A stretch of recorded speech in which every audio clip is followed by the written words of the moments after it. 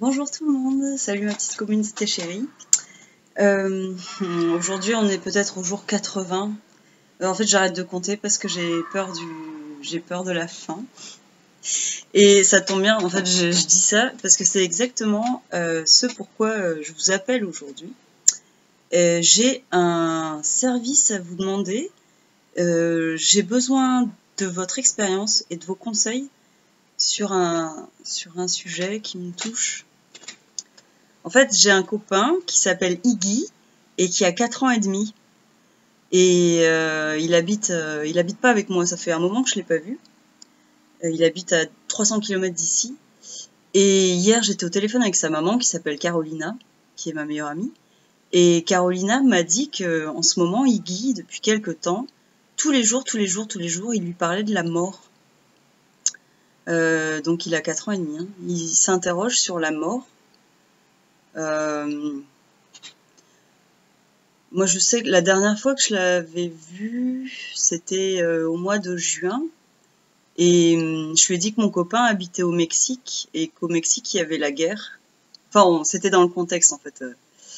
En fait, il sait ce que c'est la guerre, voilà. Et il sait qu'il y a des gens qui meurent. Il était choqué de ça. Et je lui ai dit, ouais, mon copain, il habite au Mexique. Et souvent, je pense à lui et mon cœur se serre parce que j'ai peur pour mon copain. Et Iggy, il a vraiment pris ça avec beaucoup d'attention et il était aussi triste que moi et on a partagé ce moment de tristesse, d'inquiétude, de peur, d'impuissance. Donc il entendait pas mal parler de la guerre parce que sa mère, elle travaille avec les réfugiés et il y a quelques réfugiés en Pologne qui fuyaient les guerres. Voilà. Donc ça le remuait vachement. Et là, ce que m'a dit Carolina, c'est qu'il commence à dire mais franchement, si c'est pour mourir, à quoi ça sert la vie? Il dit j'ai pas envie de vivre si c'est pour mourir. Et donc sa maman et son papa, ils essayent de faire quelque chose en fait par la discussion en disant mais regarde les plantes par exemple c'est la petite graine ça pousse ensuite la plante elle meurt mais il y a une autre petite graine qui va repousser c'est magnifique le cycle de la vie hein. Ça lui va pas enfin ça lui va sur le moment mais il reviendra le lendemain avec sa question avec son angoisse en fait mais à quoi ça sert de vivre si on meurt? Donc Carolina elle lui donne tout un tas de raisons comme si elle voulait rationaliser tout ça, en lui disant c'est normal, tout le monde meurt, si tout le monde était encore vivant, il y aurait plus de place sur la Terre, et comment on ferait? Bon, ça lui va sur le moment, puis le lendemain, il ramène encore son angoisse. Donc quand elle m'a dit ça au téléphone, je me suis dit waouh, il se pose les mêmes questions que nous tous, et que tous les hommes, depuis la nuit des temps, je pense, cette angoisse de la fin. Et bon, moi j'aime bien le jardinage, du coup j'ai dit à Carolina que peut-être elle pouvait avec lui planter un arbre et se dire quand Iggy ne sera plus là, l'arbre il continuera, il aura des racines, il fera d'autres bébés arbres. Bon, c'est la première idée qui m'est venue. Et après j'ai essayé de me connecter avec ce petit qui flippe, qui a peur vraiment de la mort. Et je me suis dit que peut-être ce qu'il avait envie d'entendre, c'est un retour. C'est pas qu'on le laisse tout seul avec son angoisse de la mort, mais qu'une personne en face de lui dise mais je te comprends mon bébé parce que mais c'est pareil pour moi, j'ai peur de la mort et c'est horrible, on est impuissant, que faire? Voilà, je me disais que peut-être que ce serait bien que sa maman en parle comme ça avec lui. Et sa mère m'a dit donc que le problème, c'est qu'elle avait pas vraiment peur de la mort et qu'elle-même, elle avait pas vécu beaucoup de pertes dans sa vie de proche. Donc je lui disais que peut-être elle pouvait parler d'autres proches qui avaient perdu, comment ça se passe le deuil. Ça, c'est un thème qu'on a abordé récemment avec des co-créatrices. le tabou du deuil. Enfin, ok, on fait le deuil, d'accord, mais il faut que ça se passe vite. Et bien, vite fait, bien fait. Et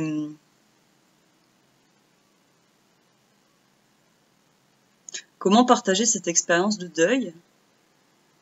Qu'il ait 4 ans ou 40 ans, je pense que ça n'a pas vraiment d'importance. On reste des humains, quel que soit l'âge qu'on a. Et moi, je sens qu'il y a ce partage d'expérience. Ouais. Et je voudrais vous citer une anecdote que m'a partagée une co-créatrice, une amie, sur une art thérapeute qui racontait une consultation avec une de ses, comment on dit, patientes. Ouais. Une dame qui avait perdu son mari avec lequel elle avait vécu 16 ans. Et au bout de 4 mois de deuil, elle vient entamer une thérapie par l'art. Et elle dit, bon, bah, écoutez, là, ça fait quand même 4 mois que j'ai perdu mon mari. Il serait temps un peu de passer à autre chose, de faire mon deuil et hop, plier, emballer, c'est peser. Et effectivement, il y a beaucoup de violence dans ce qu'on s'inflige, quoi, à vouloir dépasser sa tristesse, etc. Et donc, ce que Chloé disait, c'est que cette dame, elle lui a donné une feuille de papier, elle lui a dit « Allez-y, peignez ». Et cette dame en deuil, elle a commencé à peindre en noir sa feuille. Première feuille, deuxième feuille, troisième feuille, toujours en noir. Et qu'en fait, au fur et à mesure du temps, elle a dilué un peu sa peinture. Ça faisait des nuances de gris. Puis après, elle a laissé passer un peu plus de lumière. Voilà. Mais elle a pris le temps de peindre en noir. Pardon. En parlant, je me dis peut-être que Iggy, on pourrait peut-être le faire dessiner, ou peindre, ou exprimer ce qu'il ressent. Je me méfie de la peur, en fait. Je vous avoue. Là, avec la thérapie de communication non violente que j'ai entamée il y a 1 mois, là, il y a des peurs qui me reviennent. En fait, je peux pas rester toute seule avec ma peur, quoi. Je fais des cauchemars la nuit, je me réveille en hurlant. Ouf. Et heureusement, ma thérapeute, entre les 2 séances, elle me dit Anaïs, mets ta petite en sécurité dans un endroit. Donc je l'ai mise dans sa petite cachette. Et là, elle a pas peur. Voilà, je sais pas comment gérer ces peurs. Et voilà, je vous demande votre aide. Si vous pouvez me raconter, si vous êtes papa, maman, avec vos enfants, comment ça se passe? Si vous avez des enfants dans votre entourage, si vous-même, quand vous étiez petit, il y a des choses qui vous ont rassuré. De quelle façon on peut se rassurer sur ce qui est à ce point, j'ai envie de dire irrassurable, mais ça n'existe pas. J'ai pas le mot pour parler de la mort. J'ai demandé à ma petite ce qu'elle en pensait. Ma petite, elle a dit que... Non, j'allais dire une connerie, attendez, je voulais vous dire, ma petite, elle a pas peur de la mort. Elle dit non, j'ai pas peur de la mort. Bah oui, de toute façon, on est éternel, tout va bien. Mais en fait, là, quand je vous regardais, j'avais une illustration que j'ai faite que j'ai mis en face de moi parce qu'elle me fait vraiment, vraiment peur. Voilà.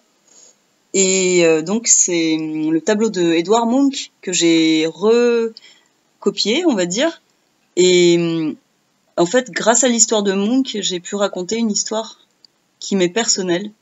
Et voilà, ça, c'est le visage de la peur de la mort, je pense. J'avais peur de mourir. Peut-être pour moi, c'est un peu ça, la mort. Oh, j'ai même peur juste en vous le montrant. Voilà, donc comment affronter cette peur? Cette peur de la mort. Voilà. Bon, bah, ça va, je me répète. Je pense que vous avez compris. Il fait très beau en Pologne. J'espère que vous profitez bien de vos journées aussi. Qu'il y ait du soleil ou des nuages, hein, même de la pluie. On peut tout accepter. Je vous embrasse très fort et je vous remercie de votre écoute et de vos partages. À bientôt.